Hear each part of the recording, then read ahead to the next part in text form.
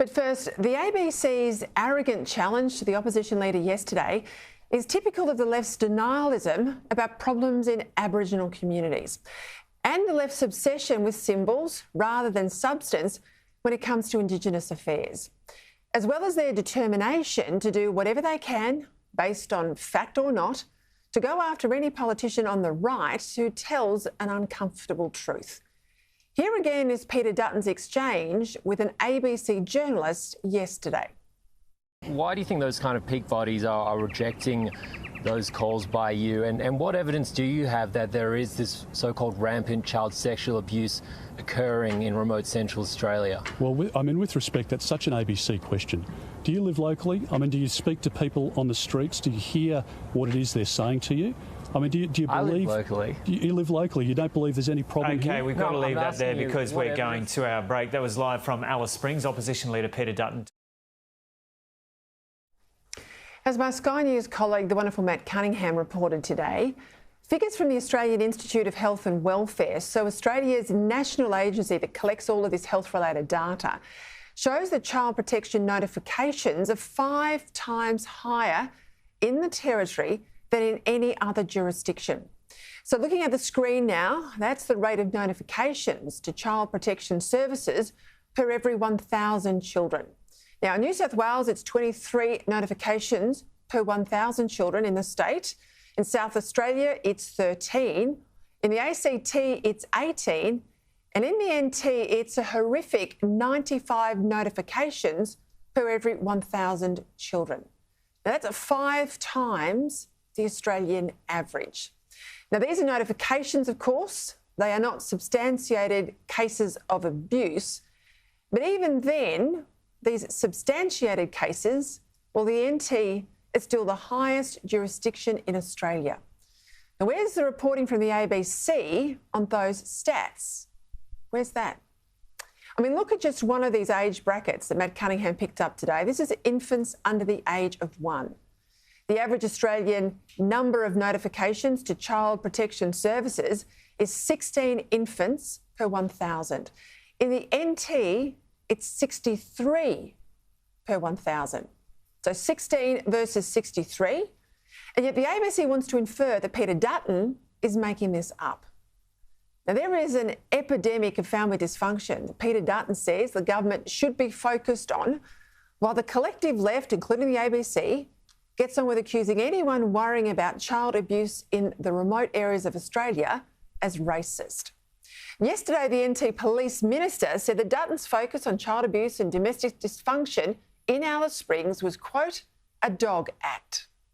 What we've seen over the last couple of days from Peter Dutton in Central Australia is absolutely opportunistic game playing, political game playing, and using the most vulnerable people here in the heart of our nation in Central Australia as a pawn in that game. It's quite frankly a dog act. Well, Kate Warden, you're the Minister, you're presiding over this mess. How about you do your job rather than get wheeled out there to throw a few lines at a press conference and try and make the national headlines? Just do your job. That'd be a nice place to start. Now, the official stats say that the Territory has the highest rates of child protection notifications in the country. Even though this is the clear and consistent testimony of police, nurses and social workers on the ground, some want to deny it. This is testimony I heard myself just a few months ago in Alice Springs. Even though you've got the local mayor, Matt Patterson, confirming here on Credlin last night that levels of dysfunction and violence that only have, slightly dipped in Alice when they were the focus of the national media earlier this year, are sadly back to where they were despite partial grog bans. Here's Matt. We did see a little dip in crime statistics, but I will say that the crime was tracking so high that we have a little dip. It still wasn't at an acceptable level, but realistically, we've got all these long-term and medium-term plans, and they're great, but we don't have anything immediate. Yet despite all these locals on the ground calling out the violence, it was the federal government Assistant Minister for Indigenous Affairs, and we've got Linda Burney as well, but the first one, Senator McCarthy, she called out and went after Peter Dutton. Linda Burney joined the pylon as well, accusing Peter Dutton of using Alice as a political football for the Voice campaign. The statistics are heading in the right direction in Alice Springs. There has been substantial reduction in presentations to the emergency ward and substantial reductions in call-outs for domestic violence, dramatic changes, which is not being reflected, unfortunately, by the use of Alice Springs as the political football that we're seeing right now. She needs to get out to Alice Springs more often because it's a town in crisis. You hear it most nights on Sky News because we care about the issue. And still the government would rather talk about the Voice than deal with the problems on the ground. It's not the opposition that's playing the politics here. It's the government. The Labor one in the Territory with their constant backside covering, and the Labor one in Canberra as well. Now, let's face it, what's the point of establishing a constitutionally entrenched Indigenous voice to everyone and everything if it's not going to make a scrap of difference to the social disasters unfolding in towns like Alice?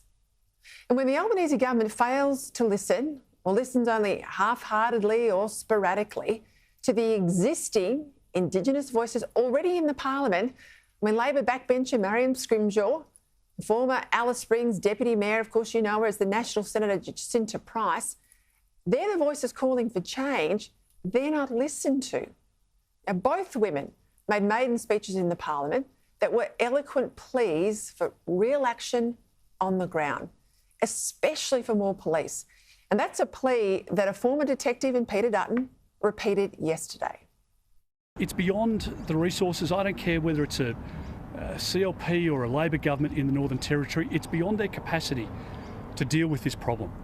And it needs federal resources. And the Australian Federal Police should be supplementing the support that they can offer to the local police. Indeed, the Voice will only make the problems worse because it's almost certain to be dominated by activists demanding changes to Australia Day, to treaties and reparations, and claiming that problems on the ground are the result of racism or colonialism. Rather than kids not going to school and adults not going to work and communities not being properly policed. As you know, I think a separate race-based voice is wrong in principle. But the very last thing Australia needs right now is something that's not just wrong in principle, but that will be a giant distraction from solving the real problems on the ground that matter.